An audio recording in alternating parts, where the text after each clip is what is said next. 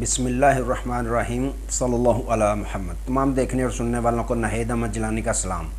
ناظرین، آپ کو جیلانی جی یوٹیوب، ٹک ٹاک، فیس بک پیج پر خوش آمدید۔ اللہ عز و جل سے دعا ہے اللہ عز و جل آپ کو جہاں بھی رکھے، اپنے اہل خانہ سمیت باخریت رکھے، خوش بھی رکھے اور محفوظ بھی۔ ناظرین اکرام، اپنی گفتگو کا آغاز کرنے سے پہلے تمام خواتین و حضرات سے یہ گزارش ہے جو ہمارے چینل پہ ابھی نئے ہیں وہ جیلانی جی چینل سبسکرائب فرما لیں تاکہ روزانہ آپ تک ہماری نئی ویڈیوز آسانی کے ساتھ پہنچ سکیں۔ بلا تاخیر اپنی گفتگو کا آغاز کرتا ہوں۔ جسٹس منصور علی شاہ نے لاہور میں کیا کہہ دیا اور جسٹس بابر ستار کے گرد گھیرا تنگ، اور تحریک انصاف کے کھلاڑیوں کی تحریک انصاف میں واپسی شروع، ان تمام ایشوز پہ میں نے بات کرنی ہے۔ ناظرین اکرام، سب سے پہلے بات کرتے ہیں کہ آج احمد میر صاحب نے ایک بہت بڑا کھڑا کیا ہے۔ انہوں نے فریق بنایا ہے ایف آئی اے کو، وزارت داخلہ کو اور حکومت پاکستان کو، وفاقی حکومت پاکستان کو، کہ آپ ارشد شریف شہید جن کو شہید کیا گیا ہے ان کا جوڈیشل کمیشن کے ذریعے جوڈیشل انکوائری کروائی جائے تاکہ پتہ چل سکے کہ ان کے قتل کے پیچھے کس کا ہاتھ تھا۔ یہ بڑی جرأت مندانہ انہوں نے یہ بات کی ہے، اور آپ کو معلوم ہوگا جب احمد میر صاحب پہ ایک مرتبہ اسی طرح کا حملہ کیا گیا تھا تو اس وقت درخواست لے کر پہنچے تھے ارشد شریف بھائی کہ ان کے ساتھ انصاف کیا جائے، ان پہ جو حملہ آور ہیں ان کو سامنے لایا جائے۔ تو آج احمد میر صاحب نے بھی باقاعدہ یہ بڑا اعلان کیا ہے اور درخواست کی ہے کہ اس میں جوڈیشل کمیشن بنایا جائے اور جوڈیشل انکوائری کروائی جائے ارشد شریف کے قتل کی، تاکہ پوری پاکستانی قوم کو یہ پتہ چل سکے کہ ارشد شریف کو قتل کروانے والے کون سے ہاتھ ہیں اور کون کون اس میں ملوث تھا۔ ناظرین اکرام، اگر حکومت پاکستان چاہے تو ارشد شریف کے قاتلوں کا پتہ بہت لمبا بھی وقت دیا جائے تو 1 ماہ میں پتہ چل سکتا ہے، کیونکہ ان کے فون پہ سارا ریکارڈ جو ہے وہ حاصل کیا جا سکتا ہے کہ کون کون فون کر کے ان کو دھمکیاں دیتا رہا اور کنہوں نے اتنے زیادہ مقدمات ان پہ پاکستان میں بنا دیے اور ان کو پاکستان چھوڑنے پہ مجبور کرنے والی طاقتیں کون سی تھیں۔ تو یہ 1 ماہ میں سارا کام ہو سکتا ہے اگر کوئی خلوص نیت کے ساتھ کام یہ کرنا چاہے۔ اچھا ناظرین اکرام، ایک طرف تو یہ ہو گیا، دوسری طرف آج ہائی کورٹ اسلام آباد میں ایک ایسے کیس کی سماعت کرنا شروع ہوئے جسٹس بابر ستار صاحب، جو یہ پی ڈی ایم کی حکومت تھی پہلے 18 ماہ، انہی کے حکومت میں باقاعدہ ایک کیس، ایک درخواست دائر کی گئی جسٹس ثاقب نثار صاحب کے صاحبزادے کے متعلق جو آڈیو لیکس کا معاملہ ہوا تھا۔ پھر جسٹس ثاقب نثار جو چیف جسٹس آف پاکستان تھے، ان کے بیٹے، انہوں نے یہ درخواست کی جسٹس بابر ستار صاحب کے سامنے کہ آپ اس کمیٹی کو بھی روک دیں اور میں نے اس کمیٹی میں بھی اس کمیٹی کے سامنے پیش بھی نہیں ہونا۔ تو اس اتنے ماہ گزر گئے، آج اس کیس کی سماعت شروع ہوئی۔ تو آپ کو معلوم ہے کہ سابق وزیر اعظم عمران خان صاحب کی زوجہ محترمہ بشریٰ بی بی کی آڈیو بھی لیکس ہوئیں، وہ بھی سارے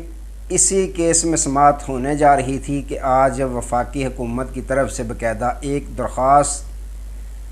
سامنے آ گئی کہ جسٹس بابر ستار صاحب کو اس بینچ سے علیحدہ ہونا چاہیے، کیونکہ اس طرح کا کیس کا فیصلہ ہائی کورٹ اسلام آباد میں ایک ہو چکا ہے۔ لہٰذا ہم یہ درخواست کرتے ہیں کہ جسٹس بابر ستار صاحب اس کیس سے علیحدہ ہو جائیں۔ اب کوشش یہی کی جا رہی ہے کہ جسٹس بابر ستار صاحب کو اس کیس سے علیحدہ کر دیا جائے، کیونکہ کچھ طاقتیں ہیں جو جسٹس بابر ستار کے خلاف ہیں، ان کے فیصلوں کے خلاف ہیں اور ان کے فیصلوں سے ناخوش ہیں۔ اس سے قبل آپ کو معلوم ہے ڈی سی اسلام آباد کے متعلق جو انہوں نے فیصلہ کیا تھا، اس طرح کچھ طاقتیں ہیں جن کو ایک آنکھ بھی نہیں بھاتے جسٹس بابر ستار صاحب۔ تو اب لگ یوں رہا ہے کہ ان کے گرد بھی گھیرا تنگ کیا جانا شروع ہو گیا ہے۔ تو ناظرین اکرام ایک طرف یہ سلسلہ چل رہا ہے، دوسری جانب آپ کو معلوم ہے چند دنوں سے یہ خبریں آ رہی تھیں کہ پاکستان تحریک انصاف کے کچھ اہم رہنما جو پریس کانفرنس کر چکے یا انٹرویو دے کر پارٹی کو اللہ حافظ کہہ چکے تھے، انہوں نے دوبارہ رجوع کرنا شروع کر دیا پاکستان تحریک انصاف کے ساتھ، اور پاکستان تحریک انصاف کے بانی عمران خان صاحب کو درخواست باقاعدہ اپنی کرنا شروع ہو گئے کہ ہم پارٹی میں واپس آنا چاہتے ہیں۔ تو ناظرین اکرام ان کی جو وکلاء کی ٹیم ہے وہ خان صاحب کو باقاعدہ یہ پیغامات پہنچاتی رہی۔ اب خبریں یہ ہیں کہ پاکستان تحریک انصاف کے بانی سابق وزیر اعظم عمران خان صاحب نے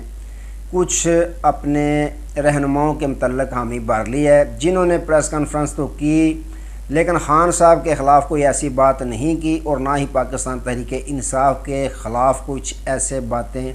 کی ہوں کہ جس سے پاکستان تحریک انصاف کا نقصان ہوا ہو یا پاکستان تحریک انصاف کے چیئرمین کی عزت میں کوئی فرق آیا ہو۔ تو ان میں فواد چودھری صاحب ہیں، صداقت عباسی صاحب ہیں، عثمان ڈار صاحب ہیں، علی اوان صاحب ہیں، یہ 4 شخصیات ہیں۔ ان کے متعلق اب گرین سگنل دے دیا ہے چیئرمین عمران خان صاحب نے کہ ان کو واپسی کے لیے اجازت دی جائے۔ تو یوں اگلے ہفتے میں امید یہی کی جا رہی ہے کہ یہ باقاعدہ فواد چودھری صاحب، صداقت عباسی صاحب، علی اوان صاحب، عثمان ڈار صاحب یہ پاکستان تحریک انصاف میں شامل ہونے جا رہے ہیں، ان کی واپسی کنفرم ہے۔ ویسے بھی اگر دیکھا جائے تو پاکستان تحریک انصاف کو اس وقت ان قد اور شخصیات کی بہت زیادہ ضرورت ہے، کیونکہ جو جتنے بھی ایم پی اے یا ایم این ایز حضرات پاکستان تحریک انصاف کے ٹکٹ پہ جیت کے آئے ہیں وہ سارے یا تو وکلاء ہیں یا نئے ہیں، پرانے سیاستدان نہیں ہیں، نئے لوگ ہیں جو ابھی تک ان کے اپنے اوپر سے خوف کے بت جو ہیں وہ نہیں ٹوٹے، تو کھل کر وہ کھیل نہیں پا رہے اور نہ ہی اپنی پارٹی کا موقف بیان کر رہے ہیں۔ تو یہ ایک خوش آئند بات ہے کہ پاکستان تحریک انصاف کے کھلاڑی جو ہیں وہ واپس آ رہے ہیں۔ ناظرین اکرام دوسری طرف بات کرتے ہیں کہ ایک طرف تو چیف جسٹس آف پاکستان مختلف اپنی پریس کانفرنسوں میں خطاب کرتے ہوئے نظر آ رہے ہیں، تو آج آسما جہانگیر کانفرنس تھی، اس میں جسٹس منصور علی شاہ صاحب نے بھی ایک خطاب کیا جو ممکنہ چیف جسٹس ہیں مستقبل کے اگر انہیں بننے دیا گیا۔ یہ بات میں اس لیے کہہ رہا ہوں کہ جس طرح کی خبریں آ رہی ہیں کہ چیف جسٹس قاضی فائز عیسیٰ صاحب کو ایکسٹینشن دینے کی خبریں گردش کر رہی ہیں کہ ان کو 3 سال کی ایکسٹینشن دی جا رہی ہے، اگر نہیں دی جاتی تو پھر ممکنہ جو مستقبل کے چیف جسٹس ہیں منصور علی شاہ صاحب انہوں نے خطاب کیا، انہوں نے اعلانات تو بڑے بلند کیے، انہوں نے کہا کہ یہ جسٹس جو ہے یہ ہوئے گا، اگر پاکستان میں جسٹس سسٹم ہوگا تو یہ سب کے لیے بہتر ہے، ان کے لیے بھی، ان کے لیے بھی، ان کے لیے بھی جسٹس ہونا ضروری ہے، یعنی انصاف ہونا ضروری ہے۔ انہوں نے کہا کہ یہ جو مداخلت والی باتیں نکل رہی ہیں ہم نے اس مداخلت کے گرد گھیرا تنگ کرنا ہے اور اس کے گرد ہمیں باندھنا پڑے گا۔ تو انہوں نے کہا مزید میں اس پہ کچھ بات نہیں کروں گا کیونکہ اس پہ ہم نے جو سو موٹو ایکشن لیا ہوا ہے وہ کیس چل رہا ہے، تو لہٰذا میں اتنا ہی کہوں گا کہ یہ مداخلت والے کام کے گرد ہم نے باندھنا ہے، انصاف ہوگا تو سب کچھ ہوگا، ملک پاکستان بہتر ہوگا۔ ناظرین اکرام اگر دیکھا جائے تو یہ تقریریں تو بہت بلند کی جا رہی ہیں، جو چیف جسٹس آف پاکستان ہیں وہ بھی یا جتنے بھی جسٹس حضرات ہیں تقریروں کی حد تک صرف چل رہا ہے۔ اگر دیکھیں تو الیکشن جو انہوں نے کہا تھا کہ ہم نے الیکشن کی تاریخ دی ہے، چیف جسٹس اس وقت عمر عطا بندیال صاحب تھے، تو کب الیکشن کی تاریخ انہوں نے جو دی تھی اس کے مطابق کون سا الیکشن کروا سکے تھے یہ۔ تو اسی طرح جو بھی یہ اعلان کرتے ہیں ان کے اعلان پہ اثر نہیں کیا جاتا، اس کی وجہ یہی ہے کہ یہ